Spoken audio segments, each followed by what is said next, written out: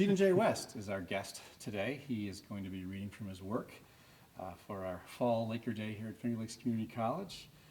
He has recently published the book Soft Boiled, which we are very excited to hear him share with our audience of students, and have some time for some questions, I hope, after the reading.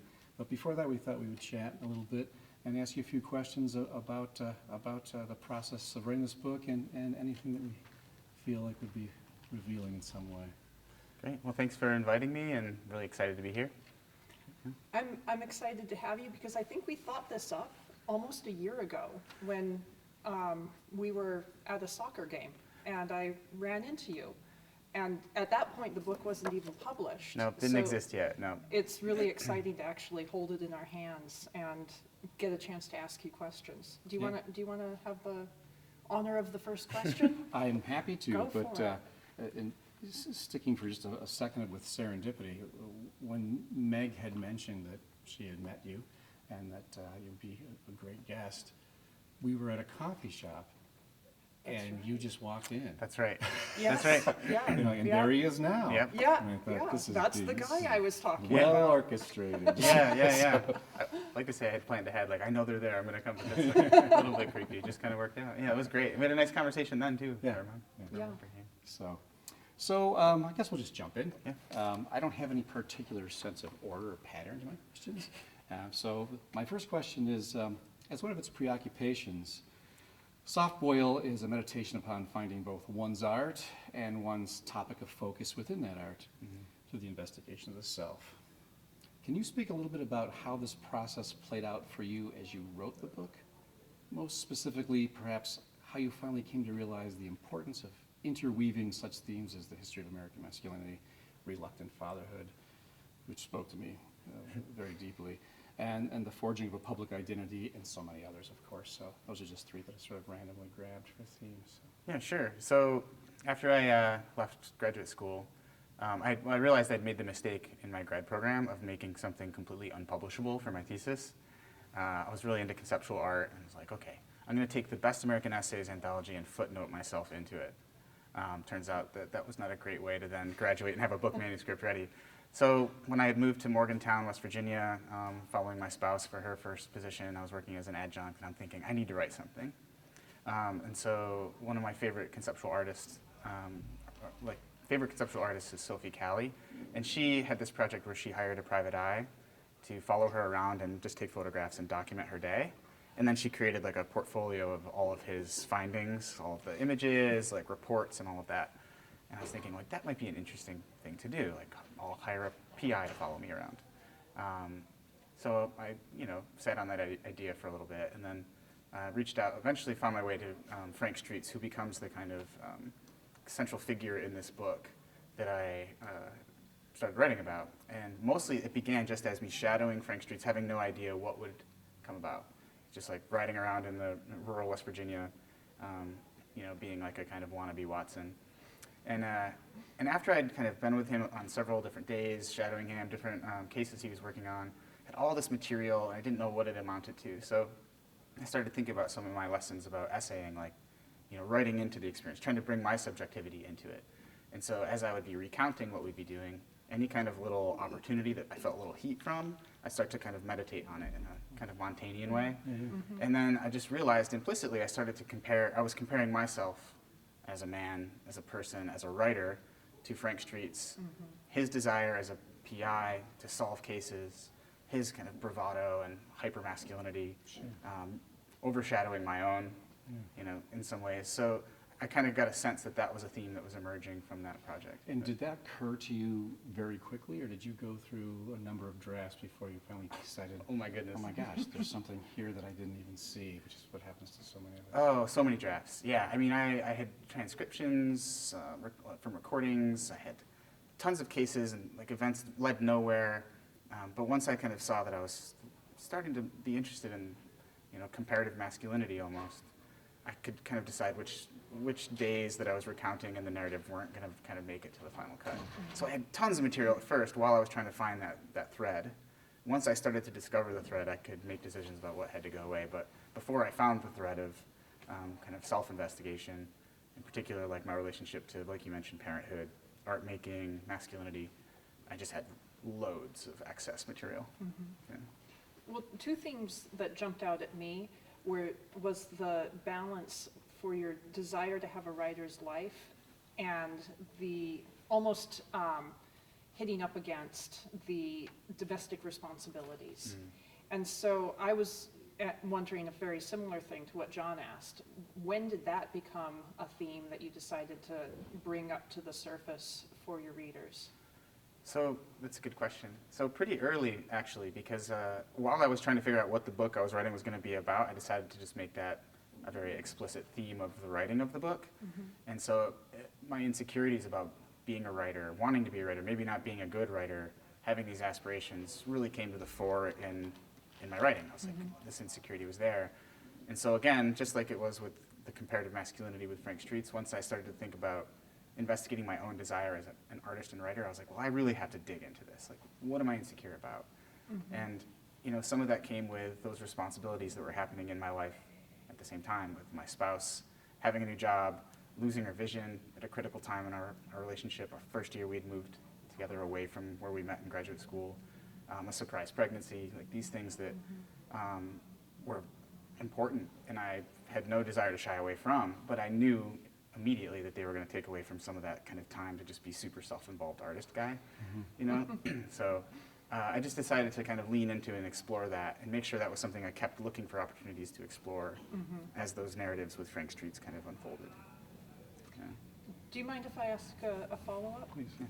So you mentioned Kay, your wife, and there's really significant scenes like her loss of vision, when you guys were at the movies and discovered that you're pregnant, which was great because your soda, your popcorn, your pregnancy tests, that was a great line. So what I am wondering about is the ethics of balancing exposing intimate details about a loved one, your wife, and how you're involving your family into your narrative. How do you balance that? How do you struggle with that? Struggle with that is correct. Yeah. How did she feel about it? Yeah. Well, I was very conscientious of that, and like this is something I talk about when I'm able to teach advanced creative nonfiction writing. Is that when you're writing about other people, especially family issues, it's still your story too, right? I know a lot of people who will edit themselves because they're worried about what others will think about what they're writing, but I feel like you first have to have permission. You can make those decisions after you've written a draft. You have to give yourself permission to write about your life. So give yourself permission, and before you ask the subject's permission? Yes. Oh, okay. I think so. Interesting. I like that, yeah. And actually, I was taught in my classes in my graduate program you don't ask permission because it's your really? story. Okay. And I mean, who among us doesn't have a life that's involved with, that is not involved with others, right? That's a weird way to put it, but we're all involved with others, that's what I'm trying to say. So, the network. yeah. So, but I did make it an explicit theme of investigation in the book to think about like what responsibility we do have to others when we're writing about them. Especially, I mean, it came up more subtly with writing about Kay and our relationship, but explicitly with Frank Streets, because I've hung my hopes and dreams as a writer on this person. And so I tried to make that an explicit, kind of issue that I was contending with in the writing. Like, what does it mean to like need this person? Like, without Frank Streets, I don't have anything worth writing about. So I'm playing with those ideas of exploitation, which I think are kind of important in our contemporary writing. Others' voices, right? Who gets to tell whose story? And especially with being in this body and presenting the way I do, like I occupy a position of immense privilege and have often historically had the ability to tell other stories for them. So I thought that was a really important thing to question really explicitly. Absolutely. The ethics of it, Yeah. like you said.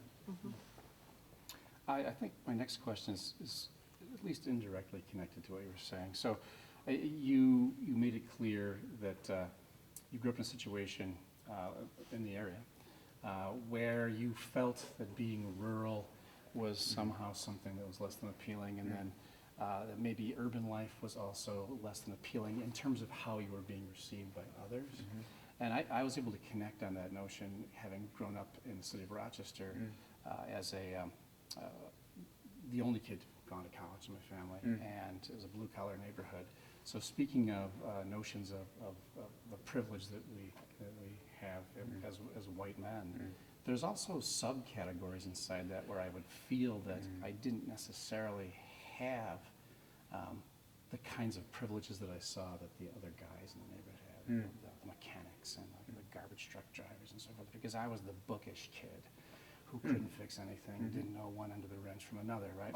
And so when I saw that, I felt in this way sort of not ostracized, but definitely kind of an outsider among my own sort of peer group of the working class male.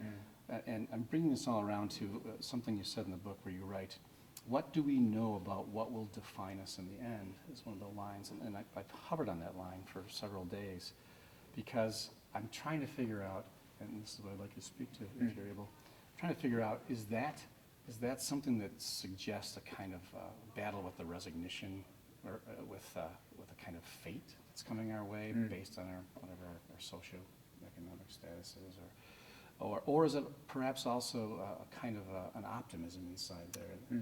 And so it's I'm struggling with the dichotomy of like, oh gosh, we are just we are being funneled in one direction, or should we embrace this as chance? And I don't know if you can speak to that and how that might have in some way been driving the book for you. Yeah, I think it's interesting. I appreciate you sharing that element, those pieces of your backstory too, because I can relate in some ways, feeling maybe out of context with how I was identifying myself as a young person, someone who's really interested in the world of ideas and art and writing, and where I grew up in a rural area, there weren't tons of opportunities for that. Some, I shouldn't say there were none, but just not as many as I was kind of seeking, and I felt a little bit limited by that. My parents were both highly educated, both educators actually. So my father was a math professor, and my mom was an English teacher. I got all of her genes. So, but they would always prioritize for their children exposure to art, travel. Educators don't make tons of money, but money we did have, we used to try to find other people, like see cities, travel around, and that kind of at a young age influenced me. Like, oh wow, I feel connected to the world of art I'm seeing, and these diverse communities. And You were trained in investigation. exactly, and that's a lovely way to put it. Yeah, I wish I'll remember that one for the next one. But, yeah, it was something that I was conscious of, but being a very immature teenager, I was more angry about not being able to access that and get out of my hometown sooner. Yeah. But once I did leave, I realized that I don't know. It was in me, right? That kind of rural countryside, that sense of place had already influenced me in a way that I'm living in the area I grew up in. So, yeah. That's good. I recall being told most of my childhood, you're going to either be a writer or a teacher. And it was, this unicorn thing. And at the time, I thought I just like reading books, right? So, and that's the part where I'm like, did I feel as if I was being pushed in a direction before I even thought about it? And it sounds as if, whereas it might have been more of an anxiety for me, it might not have been in that way if it was for you as well, which is interesting because the book is filled with all flavors of anxiety, right? Oh, for sure. Yeah. So that's when you're off the hook on it. Yeah. Well, that was actually something we were talking about before, how people are receiving the book. One thing I see is like, I'm very self-critical in the book. It's filled with anxiety. But that, whenever we're trying to write some of our life, I believe you can only ever grab a fragment of it. And so this anxiety, this self-criticism, intrusive thoughts, that is definitely a part of me, but it's not all of me. Yeah. And I used it to emphasize it in the book for a purpose, right? That's what writers do. A device, a literary device, right? So some readers are like, are you okay? I'm like, what? Why? Yeah, I'm fine. They're like, well, but you're really hard on yourself in the book. I'm like, yeah, for a point though. It's to a purpose, right? And then there are other readers who get it, I think, and see that it's trying to make an argument through that kind of hyper self-criticism. This is something just since the book has been out. I'm like, there's the "Are you okay?" readers, and I'm always like, I'm trying to think of new fun ways to respond to them. Like, how much time do you have? Yeah. I am today. Yeah, today. Right. Like the character in the coffee shop, whose name eludes me at the moment, who you had the sort of a love-hate relationship with. Oh yes, yeah. Those are the people that are, they're a font of information. They're full of stories, Right. but sometimes the stories we don't want, or the stories we don't get. Yeah. Yeah. So. Well, I was asking about how your book was received, really from a particular angle. And this might be a question that is coming too soon, because I don't know how much feedback you've had time to accumulate. And so because you're writing about toxic masculinity and you're writing about white male privilege, I am wondering what kind of feedback that you're receiving from other genders as they read your take on things and talking about that struggle between, I don't want to give up the freedom that I have to, because that's my time to write. Have you had conversations around that? A little bit. So you're right. I'm only just starting to get some feedback from a variety of readers. I kind of anticipated this, but I'm finding that women are more interested in the book than men. Oh, To some extent. Maybe it's just because women read more than men generally, but also mental health aspects. The women are more interested in that. The men I talk to are interested in the Frank Street story. Like, do you still talk to him? Like, whatever happened with the case? Like these, detective narrative kind of action-oriented, themes. Yeah, and I'm like, well, did you read the theory sections? Because I actually talk about how men are so invested into the fantasy of detective fiction. It's really funny that that's the part you care about. But so I'm starting to see some of that. I also have gotten some response, especially before this was published, from women editors who were like, this is well written. It's interesting how you're showing this dilemma of a man having a parental responsibility trying to write. And more than one, I think it was like 2 different editors were like, that's kind of what every woman writer or artist has to deal with. And I'm like, and it was like, yeah, I know. I'm like, I didn't mean to exclude that or make it seem like what my experience was novel, but it was interesting to see like, it was like, no, you don't get to tell that story. So back to that idea of like, who gets to tell what kind of story? Yes. That was an interesting kind of response that I got early on. Yep. And I'll just say that as I was having my first read, I was having what I will call my Harriet Beecher Stowe moment, which she had a house right next to Mark Twain's, and they knew each other, and they were writing at the same time. And he had this big, lovely house that people can go and tour, and she lived on a property nearby with 7 kids and wrote on scraps of paper. Yeah, yes. And I'm like, I'm used to trying to find 15 minutes of quiet or writing through a child's talking to me and that kind of thing. But it's wonderful to hear a man talking about that rather than, just pushing it down and silencing it, because it's that moment where my husband would always joke, if I take the kids to the playground, it's just like, well, good, that's what you're supposed to do. But if he takes them to the playground, he's a hero. Right, yes, right? exactly. And so it's that moment of acknowledging that, like, I now am in the same category as other people who are juggling these multiple responsibilities. So did you have some people come round to that idea, like, American malehood is turning a corner in some ways? I hope so, Yeah. but I don't know. I did just at a recent reading have a woman come up afterward who had read the book and made one of the smartest comments that I had heard about it. At least, and it surprised me because I didn't even think about that part of the book. But she was like, "This is a book about writing. It's a craft book," and she's like, "You're."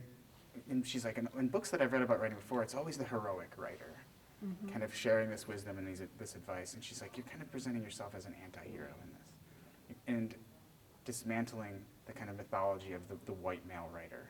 That's so true. And I was like, it gave me goosebumps. I'm like, oh my gosh, I did that. That seems awesome. Thank you for reading it that way. But that was just a recent comment from someone, a woman who was reading it and kind of seeing that in a generous way that I was pretty pleased with.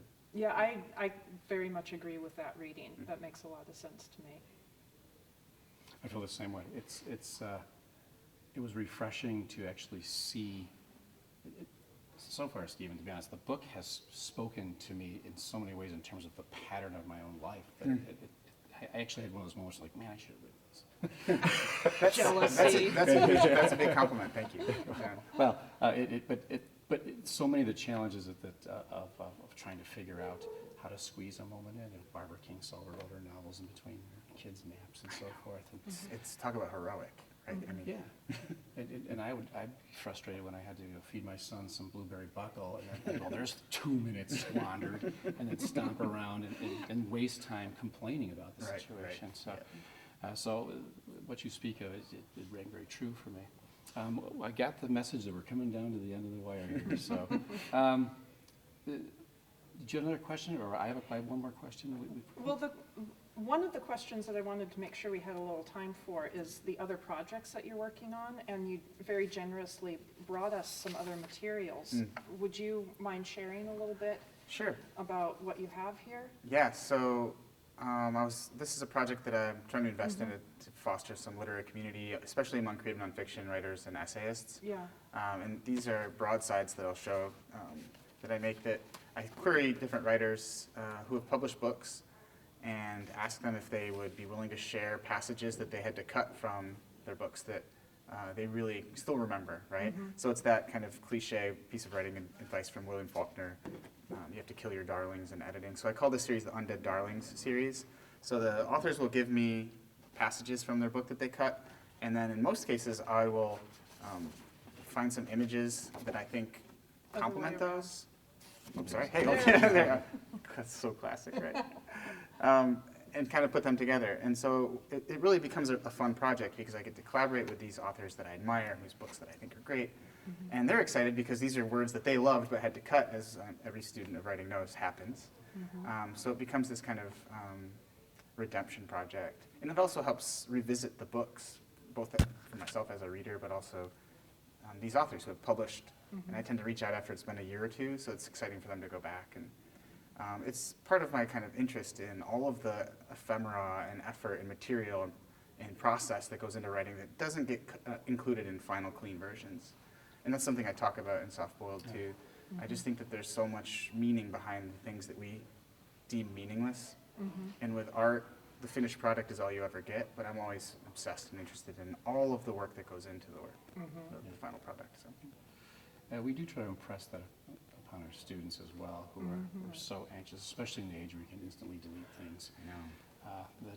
that they may very well have other books, other stories inside there, or that it does leave that breadcrumb trail to how did you get to what you finally completed.